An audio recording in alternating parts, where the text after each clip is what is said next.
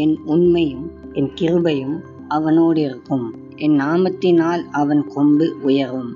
சங்கீதம் 89 அதிகாரம் 24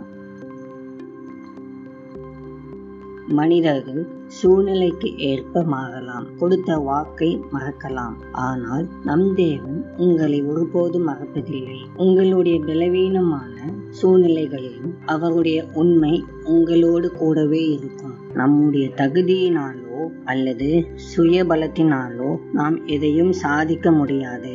தேவனுடைய கிருபை மட்டுமே நம்மை தாங்குகிறது. நாம் சோர்ந்து போகும் போதெல்லாம் அவருடைய கிருபை நம்மை புதுப்பித்து வழிநடத்துகிறது. உங்கள் சொந்த முயற்சியினால் அல்ல, மாறாக அவருடைய நாமத்தினால் உங்கள் பலமும் கௌரவமும் அந்தஸ்தும் உயர்த்தப்படும் என்று கர்த்தர் வாக்கு கொடுக்கிறார். உங்களை தாழ்த்த நினைக்கும் மனிதர்களுக்கு முன்பாக தேவன் உங்களை உயர்த்துவார்.